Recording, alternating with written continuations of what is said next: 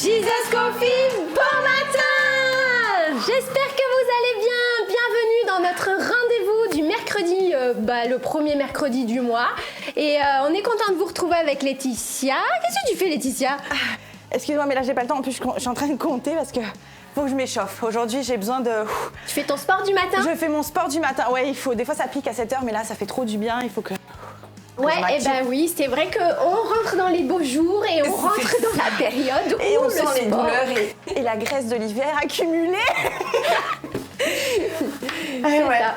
Et on rentre vraiment dans ces moments-là où tout le monde fait du sport. Je sais pas si vous en faites vous chez vous, mais C'est ça, ouais. nous on commence à courir avec ma fille Faire aussi. du sport. Ouais, c'est bien de courir aussi. Enfin, des fois, je me dis, je sais pas si David, quand même, dans la Bible, il avait fait du sport avant de se lancer déjà. Ah bah oui. Et puis surtout si, parce que je vais vous présenter une recette de barre de céréales. Ah ça va bien avec le sport. C'est ça, ouais, très important. Et est-ce que David a mangé une petite barre de céréales avant de se lancer devant Goliath? Ah là là, petite page de pub, la barre David. Ah bah oui, c'est bien. Et du coup, en parlant de David et Goliath, cette espèce de géant là, C'est ça, ouais. comment ça s'est passé cette histoire déjà? Alors, cette histoire, elle est assez impressionnante, je trouve, déjà pour nous adultes, mais en tant qu'enfant, parce que moi, ce matin encore, j'en parlais à ma fille dans la voiture, et quand je lui ai dit, tu sais que Goliath était déjà un homme, mais hyper grand. Donc elle m'a dit, mais c'est impossible.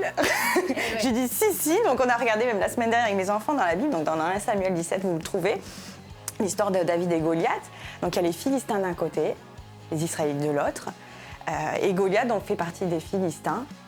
C'est un géant, on dit de 6 coudées, je crois, c'est ça. Donc ça fait à peu près 3 mètres, hein, c'est ça. Donc ouais, on s'imagine un petit peu, du coup, surtout moi avec mon 1m58. Donc du coup, on s'imagine donc cette grande baraque devant nous, quoi, voilà. Et qui en plus, enfin, moi ce que je me suis dit, c'est qu'en plus d'être grand, déjà, il a une certaine prestance, ce monsieur-là. Mais en plus, il provoque, quoi. Ouais. Dedans, quand je me suis bien penchée là, sur ce verset-là, je me suis dit, en plus d'avoir une armée, d'être imposant, il provoque le peuple d'Israël. Ouais, il est orgueilleux, hein, il est sûr de lui, il a l'impression que personne ne peut le battre et que c'est le roi du monde. Hein. C'est ça. Moi, je vous dis, ça m'a marqué. Dans 1 Samuel 17, 9, il dit carrément « Choisissez un homme qui descende contre moi. S'il peut me battre et qu'il me tue, nous vous serons assujettis. Mais si je l'emporte sur lui et que je le tue, vous ne serez lui. Voilà, vous ne serez... Ouais. » Et là, je me suis dit « Waouh, quoi. » Voilà, et ouais, comme tu dis, de l'orgueil, quoi, tranquille, c'est parce que je suis grand que je suis fort, que je suis armé, en plus. Il s'était bien casqué, il avait une armure, voilà, quoi, il est allé face, quoi. Il se prenait pas pour rien du tout, hein. C'est ça. Et du coup, notre ami David, là-dedans, dans cette histoire, ouais, lui, il est tout petit, bonhomme, hein. Ouais, c'est ça, un petit bonhomme, comme quoi, 1m58. Mais il s'est pas laissé faire. En fait, il a vu qu'à plusieurs reprises, Goliath descendait pour provoquer. Et lui, au bout d'un moment, il s'est dit, mais attends, il n'y a personne qui va aller contre lui. C'est fou, ça, quand même. Je vais y aller, quoi. Ouais, il y a cette colère vraiment contre le nom de l'Éternel. En fait, il insultait l'Éternel. Et du coup, il y a une colère qui est montée dans son cœur, là. Mais c'était une bonne colère. C'est ça, oui. Des fois, il y a des mauvaises colères. Mais là, c'était vraiment une bonne colère. Et cette colère, grâce à ça, ça lui a donné le courage et l'envie de prendre l'initiative, là, d'aller se battre contre lui, là. C'est ça, ouais. Et donc là, qu'est-ce que fait Saül? Il lui dit... Je vais t'armer, viens avec moi. Et là, donc le casque, mais je m'imaginais la scène parce que dans mes enfants, j'ai un fils de 8 ans qui arrive là. Et mon autre de 6 ans, mais qui est tout petit. Et je me faisais la comparaison cette semaine et je me suis dit, c'est comme si je prenais mon petit bonhomme là, et lui dire, allez, viens, je vais t'armer, je te casque, je te mets une grosse armure, vas-y. Et là, David... ouais, ça devait être compliqué pour lui de marcher. Voilà, c'est ça, c'est lourd, cette armure, mais c'est pire pour aller combattre, c'est pire pour moi, quoi. Et là, il enlève tout. Ouais. Et il enlève tout, donc waouh, la foi, quoi. Il enlève tout et il se dit, je vais y aller comme je suis, et puis je vais ramasser ce que je vais trouver là, les pierres polies, là. Et puis, je vais en prendre 6, et puis je vais y aller, 5, 6, et je vais y aller, quoi. Waouh. Et il descend. C'est fort cette histoire quand même, Ouais. hein, parce que juste avec 5 pierres, une armure contre 5 pierres. Ouais, Tu choisis quoi toi? Une armure ou 5 pierres? c'est ça. Ouais. Lui, il a choisi 5 pierres et on voit vraiment que Dieu était avec lui. Hein. C'est un miracle ce qui s'est passé. C'est un véritable miracle. Oui. Ah oui, c'est sûr, oui, parce que là, mettons-le au goût du jour aujourd'hui. Enfin, moi, la première, humainement parlant, j'ai quelqu'un d'assez imposant devant moi. Je vais dire, bon, attends, je vais prendre tout ce qu'il faut avec moi pour être sûre d'y arriver, quoi. C'est ça, le taser, le pistolet à poivre et compagnie. Ma Bible en avant. Plus efficace. Ouais, c'est ça.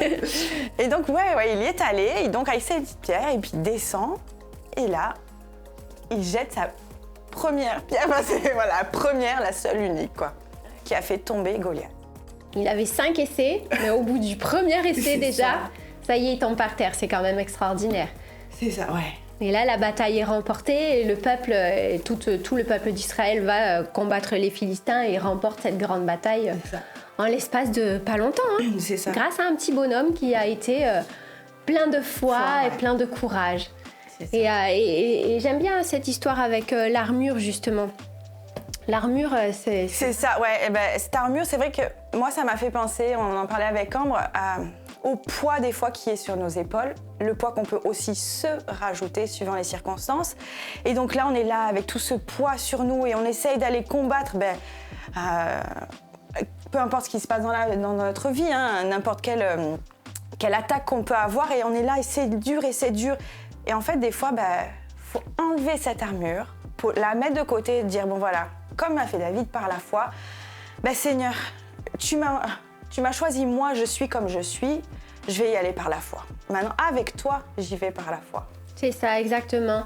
Va avec cette force que tu as, c'est moi qui t'envoie. C'est dans Josué 6, verset 14.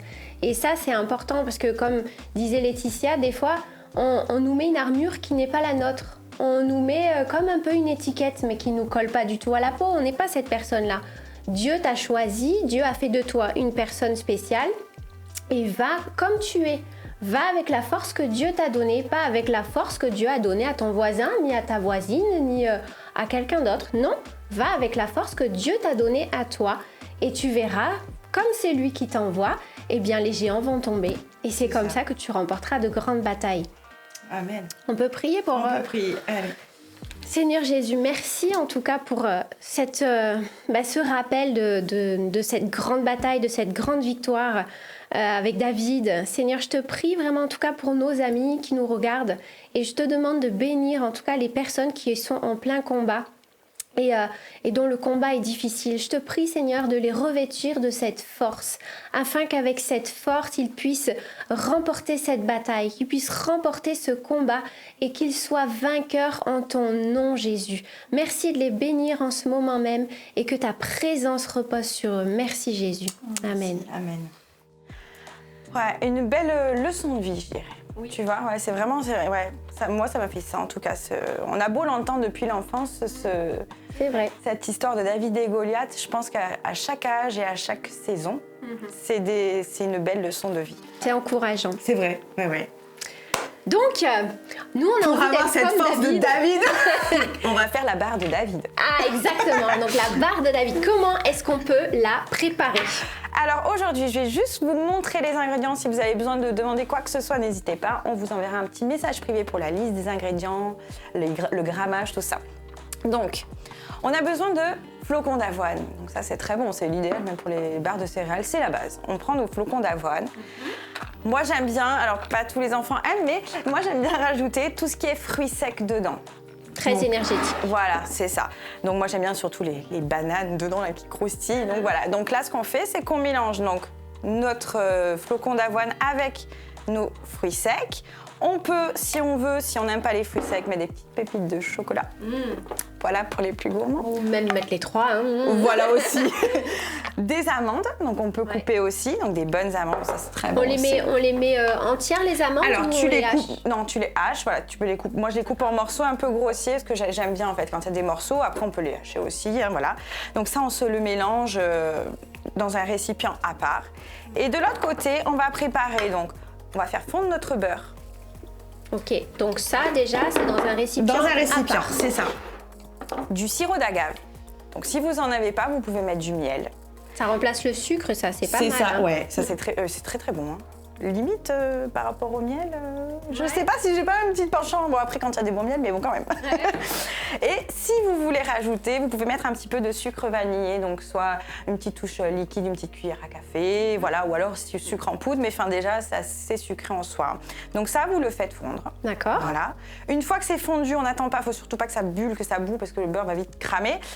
Une fois que c'est fini, on le renverse donc dans ce mélange que vous avez préparé. Donc là, vous touillez bien, il faut bien que ça s'incorpore, il faut bien que toutes les graines, tous les fruits secs soient bien humidifiés. C'est ça qui va faire tout coller. C'est ça va faire figer. Donc là, après, vous mettez dans des moules, donc soit des moules à muffins, des moules à financiers, vous savez, donc c'était un peu rectangle, hein, que ça ressemble, ou bien vous pouvez mettre carrément dans votre plaque, le lèche-frites là, du four, et après vous trancherez votre... barre de céréales, voilà. Donc ça, c'est comme vous voulez. Donc vous mettez ça au four à 175 degrés pendant 10 minutes. Une fois que c'est bien doré, il faut sortir parce que ça cuit assez vite. Hein. Après, vous laissez à l'air libre. Donc vous laissez une bonne heure à l'air libre, tranquille. Reposer, voilà. Une fois que c'est fini, direction congélateur pendant 15-20 minutes. Voilà. Comme ça va aider encore plus à figer votre barre de céréales. Et une fois que c'est fini, vous sortez et attention, il faut déguster de suite. De toute façon, ça ne reste pas, mais vous dégustez de suite. Ça reste pas longtemps avec les enfants. Alors, je vais vous montrer ce que ça donne. Hop. Alors, moi, j'ai mis bien au frais. J'en ai fait plusieurs. Hop. Voilà. Hop. Donc, voilà les barres de céréales. Donc là, vous les avez au chocolat. En dessous, vous avez... Donc, là, voilà. Vous en avez... Il y a des gourmands qui arrivent, on peut jamais être tranquille. Je peux t'en piquer une, mais oui. Mais toi aussi, t'es sportif, c'est pour ça. C'est ça, c'est pour les sportifs. C'est ça. Et donc là, voilà, donc vous avez au chocolat ou aux fruits secs. Donc, c'est l'idéal pour les 4 heures avec les enfants. Vous préparez ça, comme je vous dis à chaque fois. C'est très bien pour les mercredis. On sait pas quoi faire, hop, hop, hop. C'est très bon. Ça, c'est pour les bars. Mais aujourd'hui... Ah oui, petite dédicace spéciale aujourd'hui. C'est un jour spécial aujourd'hui. C'est un jour spécial. Je pense qu'on va... Bon, on va le mettre là, hein. Ouais, ça va bien rentrer. Voilà. Ouais, on va faire ça, on va essayer de pas prendre peur. Parce qu'aujourd'hui, on est le mercredi 5 mai. Ouais. C'est bien ça. Je sais pas quel sens. C'est bon. C'est ce sens-là. On est le mercredi 5 mai et peu importe la fête que c'est aujourd'hui, parce qu'aujourd'hui, il y a mieux. C'est l'anniversaire de... Flo Nuggets. Alors attention, on met l'ambiance parce que là... Joyeux anniversaire Flo. Merci Flo. Voilà, tu as le droit à plein de barres de céréales. C'est ça. Mais promis, je te ferai ton gâteau au chocolat avec ta crème anglaise. Ça, j'y tiens, je te le ferai. Mais là, barre de céréales, on a parlé de David, on était obligés. C'est clair. Bon, et bien sur ce, on va vous laisser. Nous, on va déguster tout ça avec Flo et les nuggets. Et puis, en tout cas, on vous donne rendez-vous au prochain mercredi du mois de juin. Premier mercredi du mois de juin. Ouais. Et puis, en attendant, soyez bénis. Soyez bénis. Et puis, à bientôt. À bientôt, ciao. Bye.